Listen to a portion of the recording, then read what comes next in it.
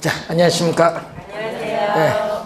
자, 오늘은 여러분이 저번 주에 부동산의 수요 공급 이론, 탄력성을 배우셨습니다. 자, 우선 이제 매년 출제되는 게 수요량의 변화와 수요 변화, 그리고 공급량의 변화와 공급량의 변화, 매년 출제가 하고 있고요. 그리고 탄력성 부분이 우리 재작년에는 3문제에 걸쳐서, 작년에는 2문제에 걸쳐서 출제되는데, 하여튼 계산 문제는 한 문제 꼭 출제를 합니다. 자, 그리고 우리가 이 홀수년도죠. 26회 28회 30회 이 균형 가격 결정, 오늘 배우실 내용은 짝수년도에는 이제 계산 문제가 출제됐고, 홀수년도에는 보통 이론으로 또 출제를 합니다. 또 한 문제 출제되는 범위인데, 자, 우선 균형 가격 결정부터 한번 확인을 한번 해보도록 하겠습니다. 자, 여러분 교재에 115쪽이 되겠죠. 자, 우선은 그림을 한번 보시면은, 자, 우선은 Y축은 가격이고, 우리가 X축은 이제 수요량과 공급량이 다 나오기 때문에 이것을 이 거래량이라고도 하고, 또는 수요 공급량을 줄여서 수급량이라고도 해요. 이 거래량 또는 수요량과 공급량을 줄여서 수급량이라고 하는데, 자, 그러면은 우리 저번 주에 배울 때 수요 곡선은 일반적으로 뭐가 되죠? 수요 곡선은 일반적으로 우하향, 오른쪽 밑을 향하는 곡선. 공급 곡선은 일반적으로 또 오른쪽 위를 향하는 곡선. 지금 일반적인 경우입니다. 자, 이렇게 수요와 공급이 만나서 가격이 결정되는 장소가 시장이죠. 시장에서 따지는데 가격이 상당히 비쌉니다. 자, 시장에서 이렇게 가격이 상당히 비싸다. P0라는 가격에서 상당히 이렇게 높게 형성됐어요. 가격이 비싸면은 소비자들은 어떻게 돼요? 적게 소비하죠. 그래서 수요 곡선과 만나는 점, 이 P0 빨간 가격에서 수요 곡선과 만나는 점에서 나는 몇 개? 10개를 소비하겠다. 10개. 그런데 가격이 비싸니까 생산자는 어떻게 돼요? 많이 만들어서 시장에 팔려고 많이 공급을 해야 돼요. 비싸니까. 그래서 생산자 입장에서는 어떻게 돼? 예를 들어서 우리는 50개를 어떻게 돼? 만들어서 공급을 했어요. 그러면 이 P0 가격에서 수요량은 10개고 공급량은 50개니까 공급량이 더 많죠. 얼마 많아요? 40개. 50개에서 10개를 뺀 이 크기만큼 공급량이 더 많은데, 이것을 전문용어로 뭐라고 하냐면, 전문용어로 여러분 그 교재 보면 초과 공급이라고 해요. 초과 공급 또는 초과 공급량. 초과 공급 또는 초과 공급량이라고 해요. 그러면 이 초과 공급일 때는 어느 가격? P0 가격 수준에서 이 수요량은 몇 개죠? 지금 수요량은 우리가 10개고 공급량은 몇 개?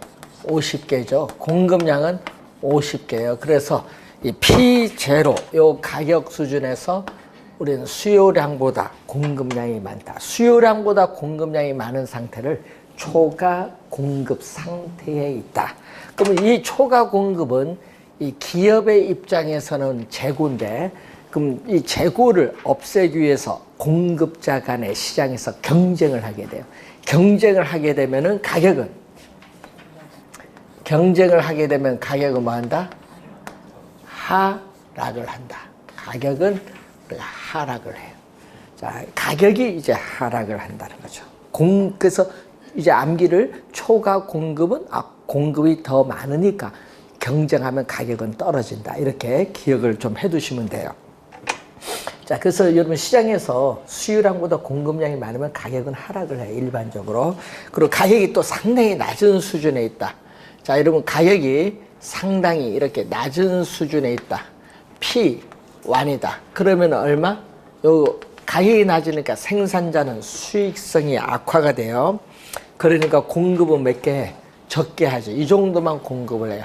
몇 개? 우리가 예를 들어서 20개만 공급을 한다. 20개. 그런데 가격이 싸니까 소비자들은 이전보다 소비를 더 늘려야 되니까 우리가 몇 개에서 우리가 수요 곡선과 만나는 점 60개를 뭐 한다? 소비를 해요. 그럼 또 어느 만큼? 요 크기만큼의 또 뭐가 발생했죠?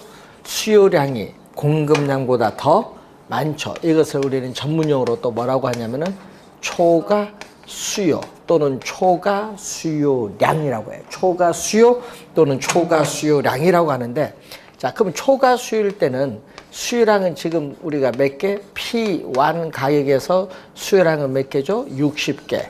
근데 공급량은 지금 20개라고 했죠. 그런데 수요량이 공급량보다 또 많은 상태를 초과 수요라고 해. 그러면 초과 수요가 발생을 하면은 또 누가?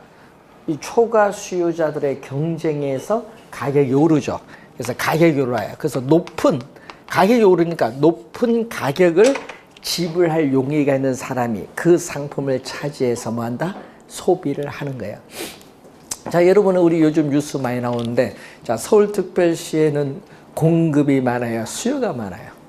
네, 수요가 많잖아요. 그러니까 공급량에 비해서 수요가 많으면은 수요량의 초과 수요자들의 경쟁이 벌이죠. 경쟁을 벌이니까 가격은 오르는데, 문제는 이 경쟁이 많으면 많을수록 가격 상승폭은 더 커지겠죠. 그건 당연한 거잖아요. 그러면은 가격을 다운시키려면 어떻게 돼야 돼? 다운시키려면 수요를 줄이든지 공급을 늘리든지. 그럼 공급을 늘려주는 게 좋거든요. 우리가 보면은. 그런데 문제는 정부는 뭐만 해? 공급은 늘릴 생각은 없고 뭐를 줄인다? 수요를 억제를 하려고 하잖아요. 그 수요 억제가 뭐야? 하는 거 당연하잖아. 뭐 규제 강화하고 세금, 중과세 때리는 거. 그건 누가 갖다 놔도 다 얘기해, 그거는. 그러니까 결국은 공급을 늘려야 되는데, 이 공급 늘리라는 얘기가 벌써 오래전부터 나왔어요. 벌써 이거 십몇 년 전이야. 공급 늘려야 하는데 안 늘리죠. 왜 안 늘려요? 정부가 늘고 싶어도 늘게 서울특별시에서 안 하겠다 하는데. 예? 서울특별시에서 안 하겠다. 용적률을 높인데, 그래서 이번에 여당 의원이 서울특별시 아파트를 앞으로 재건축 재개발을 80층 이상 가야 된다. 땅이 없으니까 올려서 공급을 늘려야 된다. 용적률을 높여서. 당연하지. 그런데 그걸 안 하려고 하니까 지금 문제가 생긴 거예요. 여러분, 그래서 어떻게 돼요? 우리가 이 원리는 모든 시장에 다 적용돼. 부동산뿐만 아니라 우리 시장에는 다 이 논리가 결정돼. 수요 공급에 의해서 가격이 결정되는 이 논리는 모든 시장에 다 적용되는데, 그럼 초과 공급일 때는 가격이 이렇게 하락을 하고 초과 수요일 때는 가격이 이렇게 상승해요. 이러한 가격의 조정 과정을 통해서 어디서? 수요 곡선과 공급 곡선이 요 점이 뭐죠? 교차, 만나는 점이죠. 이 교차하는 점을 요 이점이라 하면요, 이 교차하는 점에서 우리는 뭐가 달성된다? 균형이 달성된다. 자, 여러분, 균형, 이퀄리브리엄, 이 균형이라는 용어는요, 어떤 용어냐 하면 한번 요 균형에 도달됐어요. 균형에 도달되면은 외부에서 어떤 충격, 자극을 주지 않는 한 이 균형 상태에서 벗어날 유인이 없다. 이런 상태가 균형이야. 예? 근데 충격을 외부에서 탁 주면은 그 균형을 벗어나면 그건 뭐다? 불균형이야.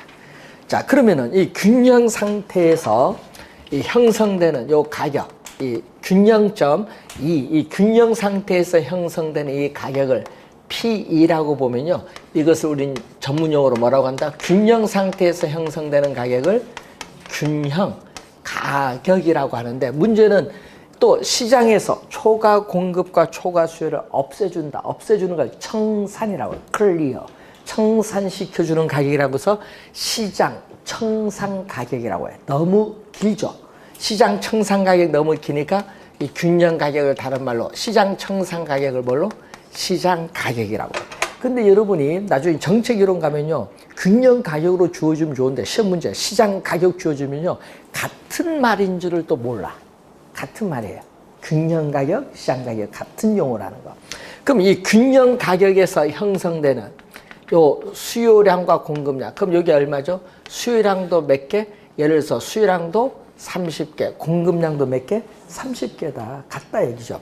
이때 이 균형 가격 수준에서 형성되는 이 수요량과 공급량을 또 우린 전문용어로 균형 거래량이라고 해요. 균형 거래량 또는 균형 수급량이라고 하는데, 이때 중요한 건 이게 중요하죠. 계산 문제를 하려면은 이 수요량과 뭐가 같다?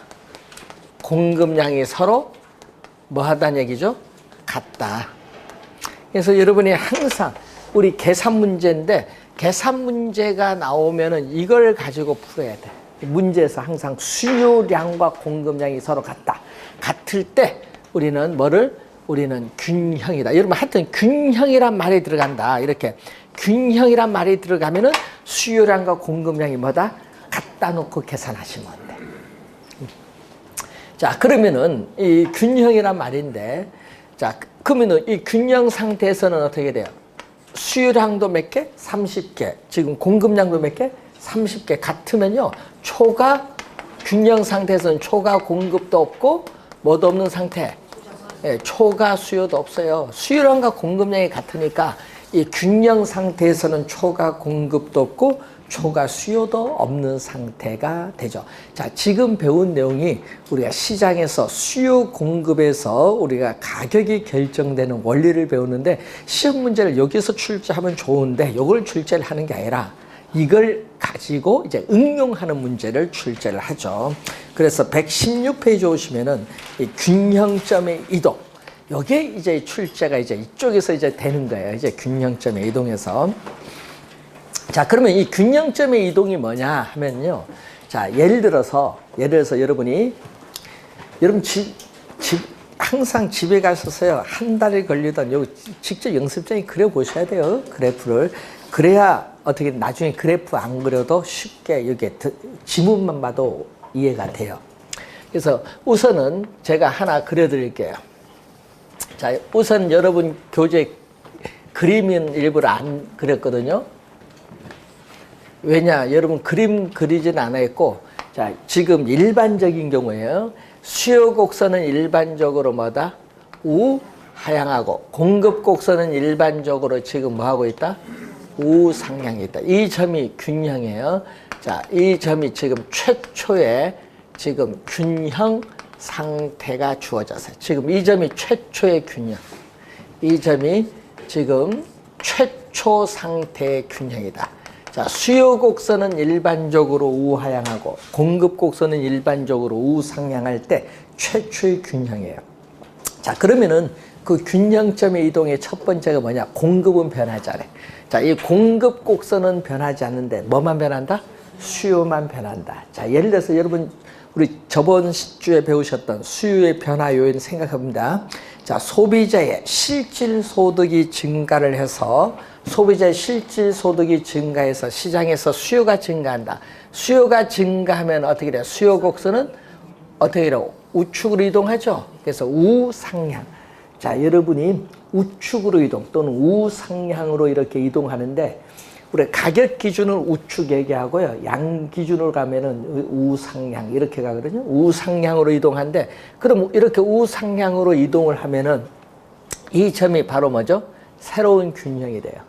그러면 이건 최초의 균형이고 이건 새로운 균형일 때 어떻게 돼요? 수요 곡선이 이동한 이후에 균형 가격과 거래량을 보면요. 균형 가격은 최초에 비해서 뭐 한다? 상승하고 거래량은 뭐 한다? 증가한다. 결론이 이거거든요. 그래서 균형 상태에서 수요가 더 많아지면 당연히 수요자 간의 경쟁에서 가격은 오르죠. 가격은 오른 거예요. 또 거래량도 수요가 증가하니까 거래량도 많아지는 거예요. 상식적으로 생각을 하시면 돼. 자, 그런데 또 있죠. 소비자의 선호가 줄어들어서 이번은 뭐다? 수요 곡선이 뭐다? 왼쪽으로 이동한다. 그럼 또 여기 뭐죠? 좌하향이죠. 예. 여러분이 29에서는 우상향, 좌하향 이런 용어로 출제해버렸거든요. 그럼 좌하향으로 이동을 했다. 자, 이렇게 이동을 했습니다. 그러면 어떻게 돼요? 이동을 하면은 이 점이 뭐죠? 수요 곡선이 이동한 새로운 균형이야. 그럼 이때 어떻게 돼요? 이렇게 균형 가격은 하락하고 거래량은 뭐 한다? 감소를 하고 있다. 이 얘기죠. 수요가 줄어들면은 이전보다 수요가 줄어들면 가격은 뭐 한다? 하락을 하고 거래량도 감소하는 거예요. 이걸 뭐 암기하려고 하지 마서 처음에 상식적으로 좀 생각을 좀 해보시고 그래프를 보시면서 여러분 연습을 좀 하세요, 집에서. 그러면은 좀 이해가 됐는데 이 점이 무슨 균형? 새로운 균형. 수요 곡선이 이동한 이후에 새로운 균형인데 문제는 이 점이 이 점이 시간이 경과함에 따라 이 점으로 이동하는 걸 공부하는 것이 아니라 단지 이 두 점만 비교해. 시간이 경과함에 따라 최초의 균형이 새로운 균형으로 이동하는 과정을 공부하는 것이 아니라 우리는 뭐다? 단지 이 두 점만 비교해서 균형 가격과 거래량이 어떻게 변화하는가만 공부하는 거죠. 시간을 고려하지 않는 것을 우리는 뭐라고 한다? 시간을 고려하지 않는 것은 정태라고 해. 정태.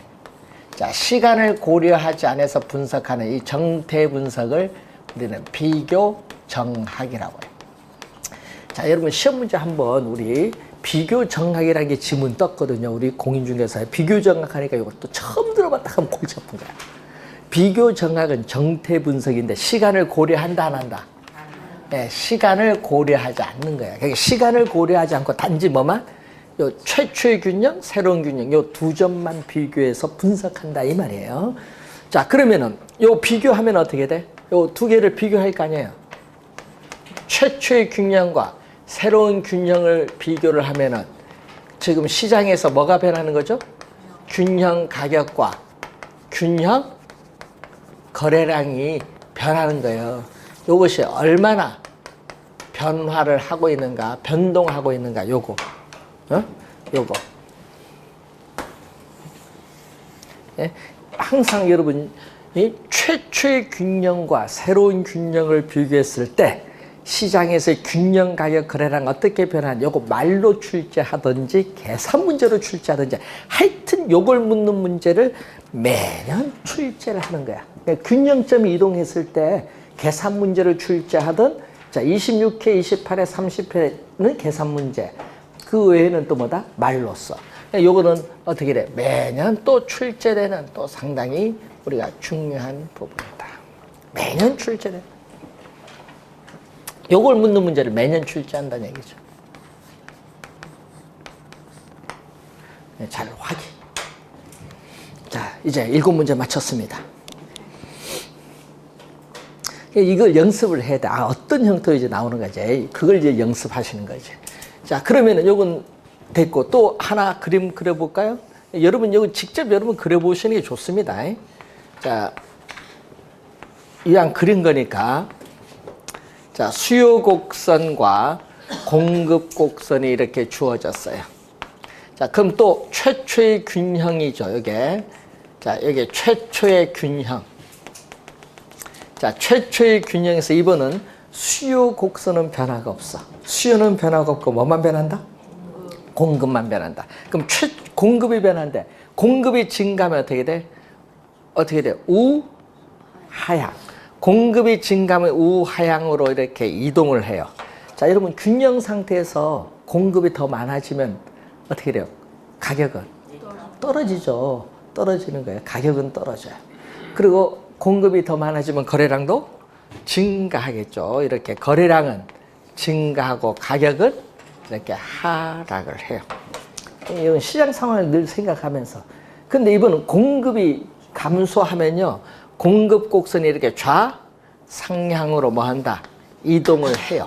그러면 여기 새로운 균형점에서 균형 상태에서 공급이 줄어들면요. 수요가 시장이 더 많다는 거 아니에요? 공급이 줄어들면. 그럼 가격은? 공급이 줄어들면 가격은 오르고 또 공급이 줄어드니까 거래량은 또 감소하는 이런 형태가 된다는 거죠.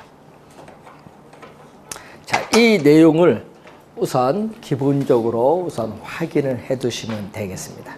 자, 그러면은 여러분이 한번 볼까요? 요게 최초의 균형. 자, 이 점이 무슨 균형? 최초의 균형. 이쪽은 뭐다? 거래량. 이쪽은 뭐다? 가격. 이 축은 가격. 이쪽은 거래량입니다. 자, 최초의 균형이에요. 자, 수요가 증가하면 어떻게 돼요? 수요가 증가하면은 수요 곡선이 저기서 뭐 한다? 우상향으로 이동하잖아요. 우상향으로 이동해. 수요가 증가하면은 우상향으로 이동해. 그럼 최초의 균형에서 점이 이쪽으로 온다는 얘기잖아요. 그럼 최초의 균형에서 가격은 오르죠. 가격 오르고 거래량은 증가한다. 요 점에서 요 두 점 비교하면 돼요. 그럼 수요가 감소하면 어떻게 돼? 수요가 감소하면은 이렇게 좌하향으로 이동하죠. 그럼 이 점에서 어떻게 따져야 돼? 거래량은 감소하고 가격은 밑으로 가니까 하락을 하는 거예요. 이거는 뭐일 경우? 수요가 감소한 경우. 그러니까 이쪽은 수요를 따지는 거죠. 요거는 뭐? 수요. 그럼 이쪽은 뭐다? 공급. 그럼 공급 따질 때 보니까 공급이 또 뭐 한다면? 증가하면 어떻게 돼요? 공급이 증가하면은 우하향으로 이동하죠. 그럼 이 두 점을 비교하죠. 공급이 지금 거래량은 증가인데 가격은 밑으로 가니까 하락을 하는 거예요. 요거는 공급이 뭐 하는 경우? 증가하는 경우. 공급이 증가하는 경우. 이렇게 되면은 요거는 공급이 뭐 하는 경우?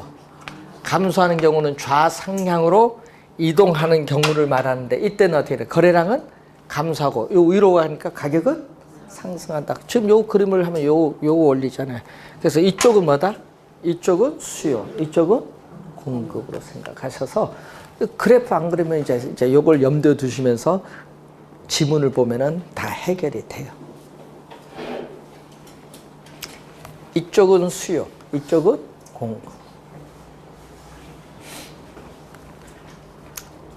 가장 좋은 건요, 요걸 집에서 몇 번 연습을 하시면 돼요. 요 그래프 그려보면요, 연습하면 나중에 안 그려도 돼요.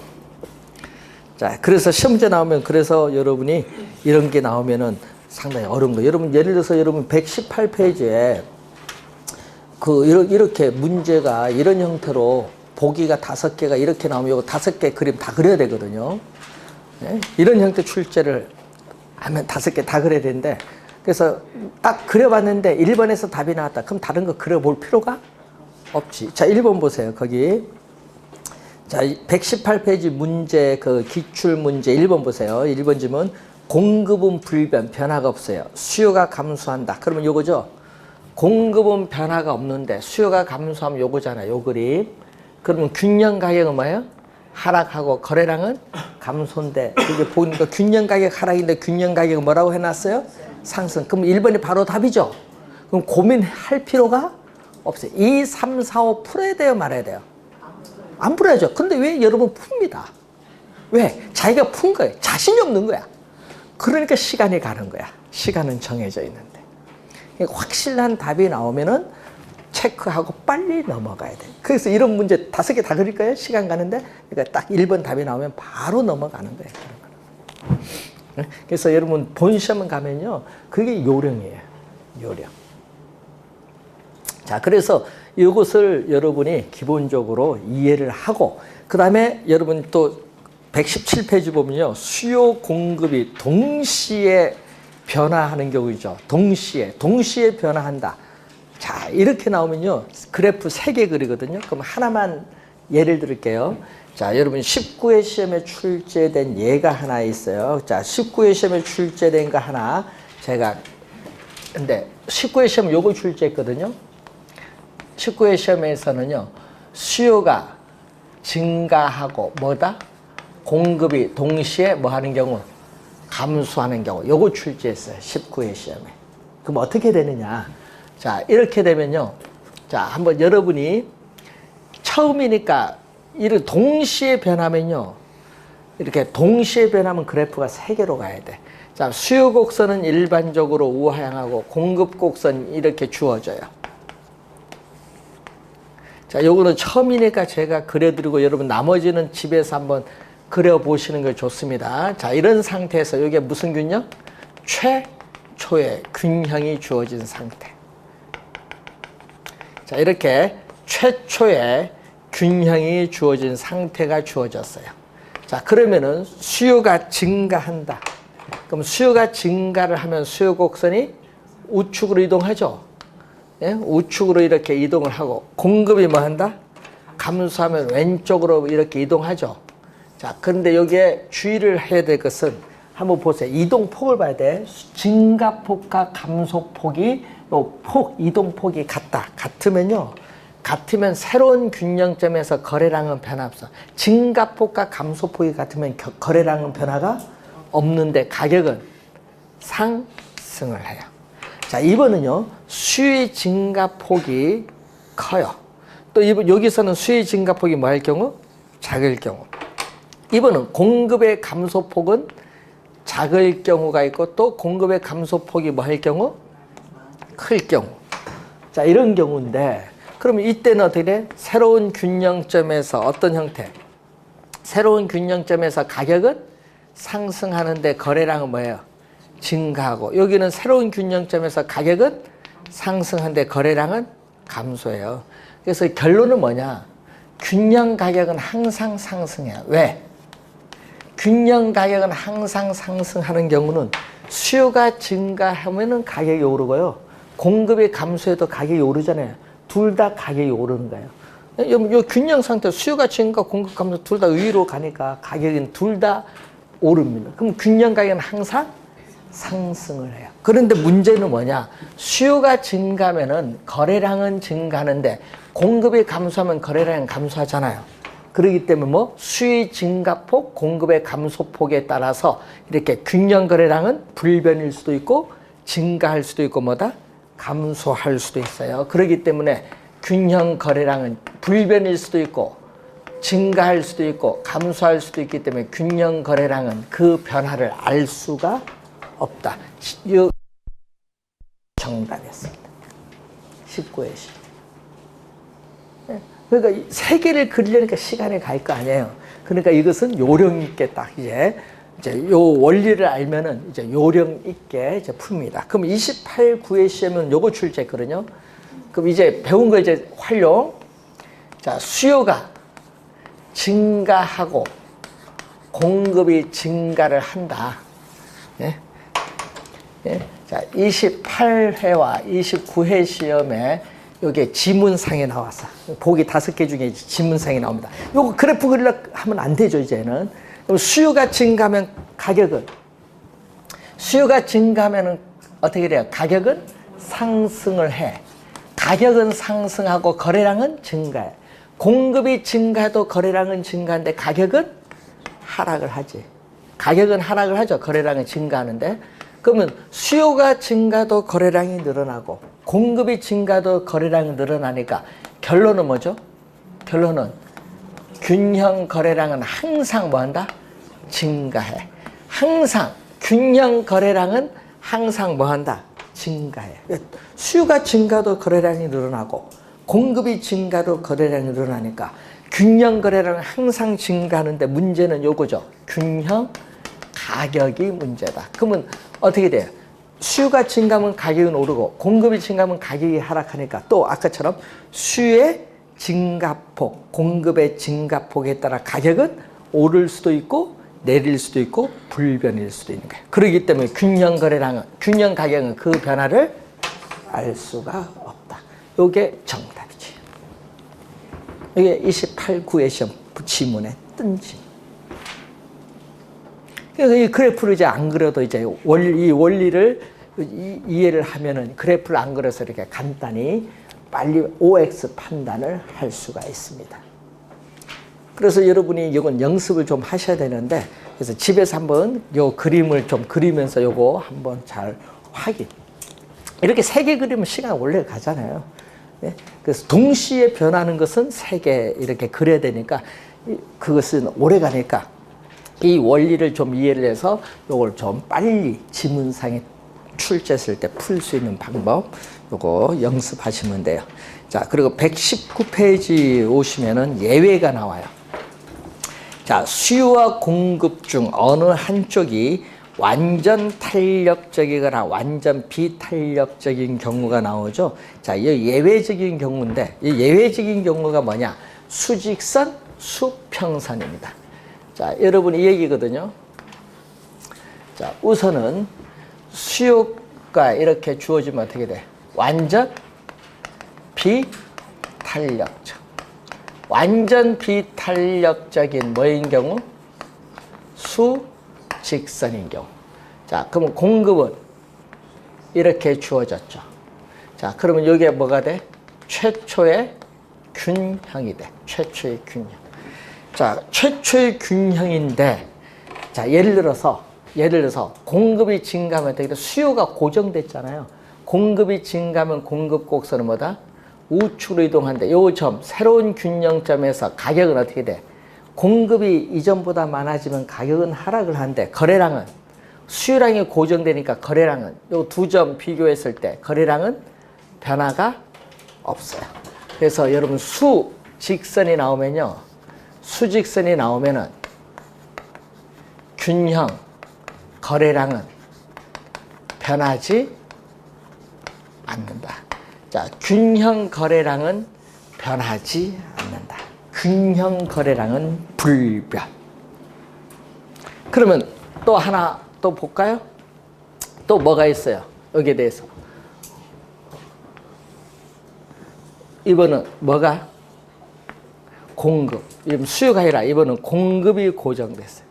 자, 공급이 고정됐을 때 이렇게 주어졌어요. 자, 수요가 증가하면 어떻게 돼요? 수요가 증가하면 이렇게 나오죠. 그러면 어떻게 돼요? 가격은 균형 상태에서 수요가 많아지면 가격은 오르는데 또 공급량이 고정되다 보니까 또 두 점을 비교했을 때 거래량은 또 변하지 않아요.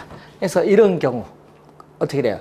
완전 비탄력적인 수직선일 때는 균형 거래량은 변하지 않는 거예요. 수직선일 때는 균형 거래량은 불변, 변하지 않는다. 자, 그런데 또 이런 경우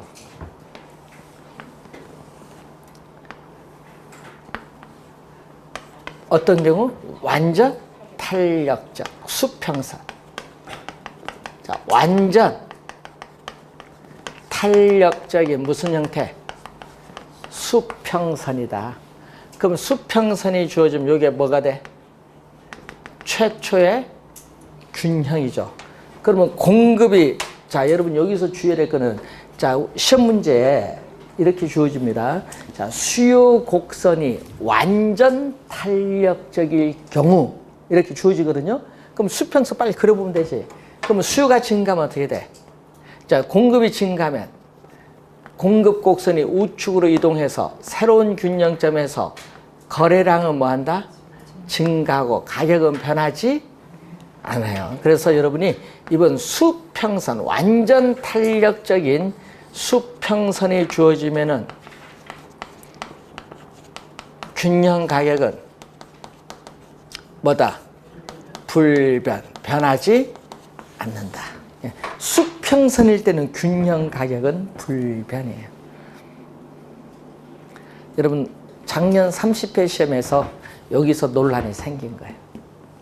출제를 했는데 출제위원 입장에서 이렇게 생각했거든요. 수요가 완전 탄력적일 경우에 공급이 증가하면 균형 가격은 변하지 않는다. 이렇게 출제를 자기는 이렇게 염두에 두고 했는데 그 공급이 증가할 경우를 말을 바꾼 거예요.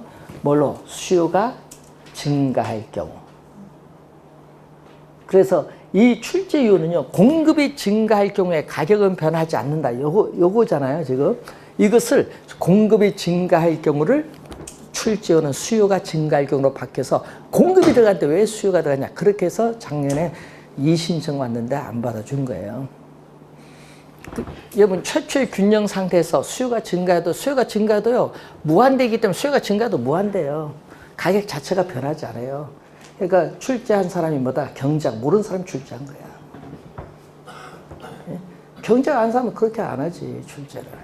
그래서 작년 출제위원은 경제학을 전공 안 한 사람이 출제하니까 이 수요 공급 모르니까 이런 문제가 생기는 거예요. 맞잖아요. 이게 균형 상태에서 수요가 증가해도 무한대잖아요. 수요가 증가해도 가격은 변화가 없어요. 뭐 최초의 균형 상태에서. 작년에 그래서 문제가 생긴 거예요. 우리는 이런 건 답변 안 해줍니다, 이제는. 예? 옛날 12회부터요, 한 18회까지 행정심판 답변 변호사 대신해서 계속 해줬는데, 뭐 해줘서 승소하면 뭐 해? 예? 머리만 아파.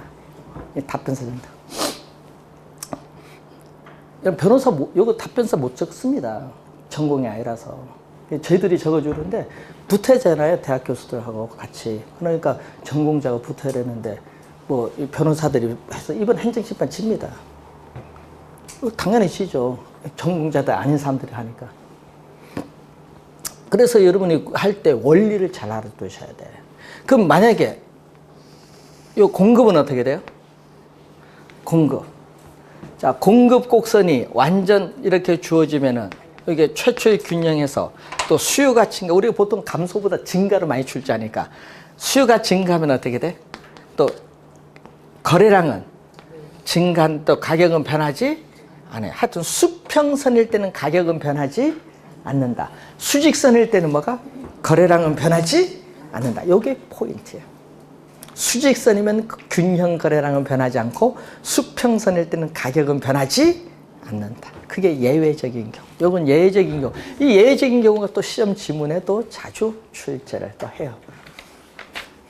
그러니까 여러분 이것을 직접 그래프를 그려보면 상당히 좋은데, 제가 보기에는 상당히 좋은데, 예? 연습을 좀 하시면 좋고, 여러분 우리 여기 시험에 나온다고 했잖아요. 예? 시험에 요 변화 시험에 묻는다고 했는데, 시험에 물을 때 올해 진짜 주의해야 돼. 31회 시험이죠. 올해 시험에 보기 5개 중에 정답을 많이 묻는 게 이제 설명하는 거예요. 120페이지에 5번, 6번 요 2개가 정답 지문을 올해 출제가 예상이 된다는 거. 5번, 6번 요 2 내용에서 올해 정답 지문 출제가 예상이 된다. 120페이지에 자, 여러분이 거기 말로 적은 건 저는 그림으로 그려드립니다. 아, 고개를 잘 끄덕이면 돼요. 자, 우선은 공급 곡선의 기울기가 급하면, 자, 우리 배운 거 저번 주에 공급 곡선의 기울기가 급하면 비탄력적, 공급 곡선의 기울기가 완만하면 탄력적이에요. 자, 수요 곡선이 이렇게 주어졌어요.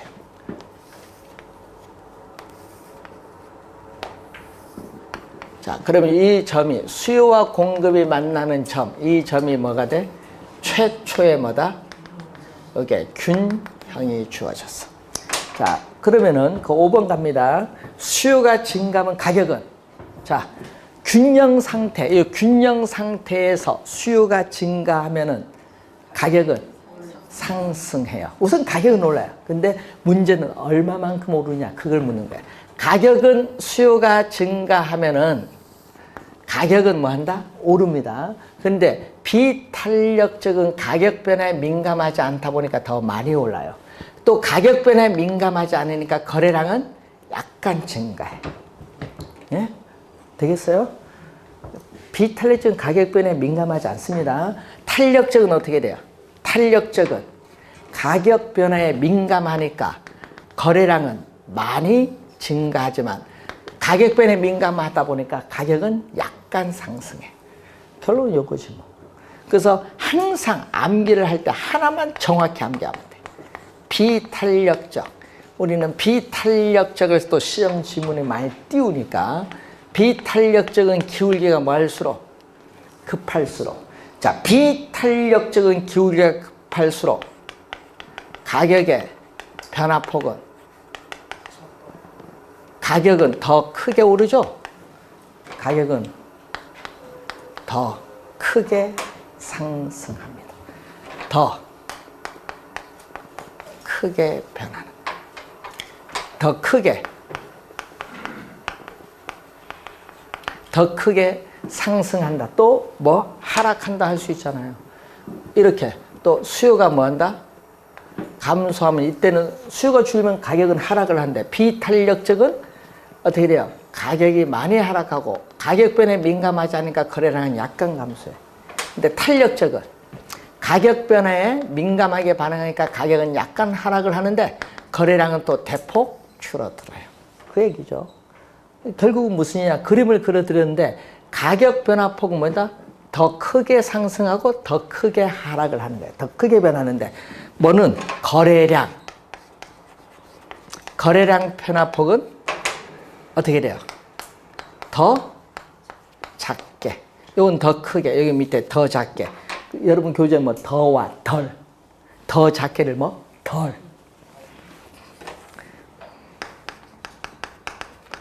변한다. 더 작게 증가한다. 더 작게 감소한다. 뭐 이렇게 보면 되겠죠.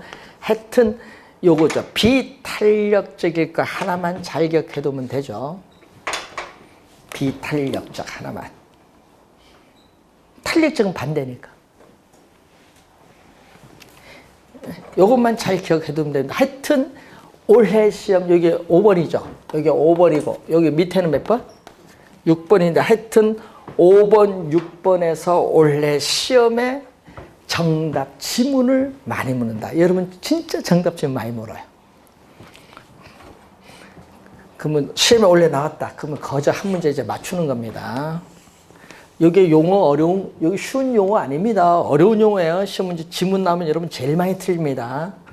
자, 이번은 수요 곡선의 기울기가 급하면, 수요 곡선의 기울기가 급하면 비탄력적. 완만하면 뭐다? 탄력적. 자, 여러분 지금 요 그림은요, 여러분 이해를 돕기 위해서 제가 그려드리는 거예요. 여러분, 자, 그러면은 공급 곡선이 이렇게 주어졌어요. 자, 또 최초의 균형에서 거래량이 이렇게 주어졌습니다. 자, 그러면은 여러분 우선 이 상태에서 이거는 뭐다? 공급이죠. 공급이 증가하면은 어떻게 공급 곡선이 우측으로 이동하는데 비탄력적인 가격 변에 민감하지 않으니까 가격은 많이 하락을 하고 거래량은 증가폭이 미미해요.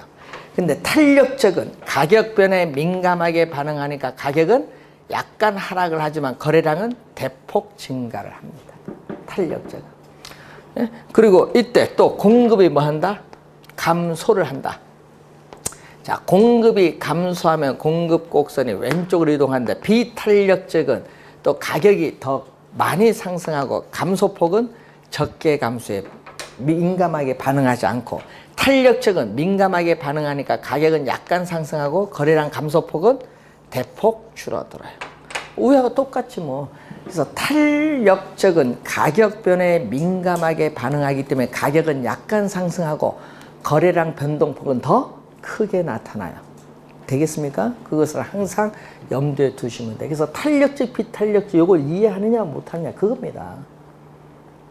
그것을 이제 균형 가격과 연결시켜서 이걸 출제를 하면요, 난이도가 높은 문제로 들어가거든요. 그럼 여기서 정답을 묻는 거예요. 그래서 말로서 나오잖아요. 시험 문제 지문 말로 나올 때 그림 요것은 그려드린 거고 항상 요것만 잘 기억하면 되죠. 요거 요 말에. 자, 그 내용을 우선 한번 확인해 봤습니다. 자, 123페이지로 가시면은 경기 변동인데, 경기라는 것은 경제의 활동 상태입니다. 요즘 뉴스 보면 이런 얘기 많이 나와요. 경기가 좋다 나쁘다 얘기를 많이 여러분 하죠. 이때 경제의 활동 상태가 좋다 나쁘다 이겁니다. 그래서 이 경제 활동의 상태가 우리가 어떻게 돼요? 우리 규칙적인 순환을 가지고 변화를 하고 있어요. 그래서 경기 변동을 우리 순환이라고 해요. 규칙적인 변동을 가지면서 되풀이돼서 반복된다는 의미에서 경기 변동을 경기 순환이라고 하는데, 자, 그러면은 우리가 경기 변동에서 우리 기본적으로 알아야 될 용어는 요 얘기죠. 여기 경기 추세선인데, 자, 이런 것이 이렇게 되풀이돼서 반복이 됩니다. 이때 요 점을 뭐라고 하죠? 이 점을 경기가 가장 좋은 점, 정점, 정상, 피크예요. 이건 경기의 바닥. 이 바닥을 뭐라고 하죠? 저점. 경기 바닥이죠. 이 정점과 이 저점 사이의 이 길이를 뭐라고 한다? 정점과 저점 사이의 길이를 경기 변동에 뭐라고 해요? 진폭이라고 해요. 진폭. 자, 그러면 정점을 통해서 올라가는 이것은 경기의, 여러분 일반 경기로 볼 때 호황 국면. 정점을 통해서 내려오면은 경기의 후퇴 국면. 바닥을 내려가는 것은 경기의 무슨 국면? 불황 국면. 여기서 올라가는 것은 무슨 국면? 회복 국면이 되겠죠. 자, 그럼 이런 것이 이제 되풀이돼서 반복되는데, 이때 이 정점과 저점 사이의 한 사이클, 요 한 사이클이죠. 한 사이클을 뭐라고 하냐? 경기 변동에 뭐라고 하죠? 주기. 그래서 이 그림 보면 주기가 무엇이고 진폭이 뭐고 정점, 저점 이것만 잘 확인해 두시면 되겠네요. 그림 어딘가 있을 텐데요. 예, 122페이지 밑에 나와 있죠. 자, 그 위에 중간에 표가 있어요. 박스. 자, 여러분 이런 변동은 무슨 변동이에요? 여러분 이런 변동이요. 순환적인 경기 변동이에요. 그럼 이러한 순환적인 경기 변동 이외에 다른 형태의 경기 변동이 나오는데 거기에 박스가 나와요. 그 다른 형태의 경기 변동에서 우리 출제를 많이 하는 게 뭐가 나온다? 계절적 변동과 이 무작위적 불규칙 변동이 출제를 제일 많이 해요. 두 개를. 계절적 변동은요. 1년을 단위로 했을 때 우리 봄, 여름, 가을, 겨울이 있어요. 그래서 이 계절에 따라 정기적으로 나타나는 경기 변동입니다. 여러분 겨울철에 춥죠. 땅이 얼어요. 그래서 겨울철에 건축 경기가 둔화가 되는데 이것은 매해 발생해. 이런 변동을 무슨 변동? 계절적 변동. 또 대학가 방학 기간 동안에 대학 인근에 원룸 주택의 공실률이 증가하는데 이것도 매해 발생을 해요. 이것도 계절적 변동. 자, 무작위적 변동은 예기치 못한 사태. 예기치 못한 사태로 인해서 초래되는 비순환적인 비주기적인 경기 변동을 말합니다. 자, 여러분 예기치 못한 상태 많거든요. 전쟁, 혁명, 폭동 등으로 인한 사회적 혼란, 지진이나 홍수 등의 자연재해, 그리고 정부의 급격한 부동산 정책의 변화. 여러분이 우리 뉴스만 보면 옛날 뭐 9.3 대책 하다가 요즘 12월 16일, 12.16 대책 뭐 이렇게 막 나오잖아요. 자, 이런 거 이제 보시면은 이 정부의 급격한 정책의 변화로 인해서 부동산 경기가 급격히 하강을 한다. 이런 것은 무슨 변화? 무작위적 변동. 그리고 장기적 추세적인 변동이 있죠. 장기적으로 서서히 나타나는 추세적인 변동이 있는데, 그래서 이번 시험 문제는 이 두 지문이 좀 제일 많이 나온다. 예? 우리가 지문상에 좀 주의를 해두시면서, 자, 여러분이 우리 전에 강의했지만요, 규제 뭐 하다가 주택거래 허가제 농담 삼아 얘기했는데 뭐 하다가 얻어 터지고 있죠. 여러분 주택거래 허가제는 여러분 우리나라 공산주의 국가 아니에요. 헌법 위헌이에요, 위헌. 예? 예? 자본주의에서 어떤 거래 허가 받는 국가가 없어요. 예? 우리 전 세계에서 주택거래 허가 받는 국가가 없어요. 예? 근데 그걸 하겠다 해서 얻어 터지는 거예요. 왜? 헌법 위에 발상을 하고 있잖아요. 항상. 자본주의 시장 체제잖아요, 헌법에. 그래서 항상 시장 질서를 반하면 안 되는데, 그래서 요즘 주택거래 허가제, 신고제도 그거 도입하는데 말이 많았는데, 허가제까지 한다 하면 상당히 웃기는 겁니다. 자, 그래서 요즘에 주택 규제를 많이 하는데, 우리나라에서는 뭐 대출 규제, 예? 또는 무슨 규제를 하죠? 지금 세금 규제. 요 두 가지가 대표적인데, 여기다가 또 우리 토지 공급에 있어서 분양가 상한제 뭐 이런 거, 요즘 규제 정책이 많이 나오는데, 그럼 내년에도요, 올해 시험이죠. 올해도 규제 관련된 내용들이 시험에 많이 나옵니다. 하여튼 정책 이슈를 반영해서 그걸 염두에 두시면서 뉴스 볼 때 어떤 규제들이 변화하는가 한번 그런 것도 확인해 두셔야 됩니다. 자, 123페이지의 측정 지표는 잠시 쉬고 시작하겠습니다.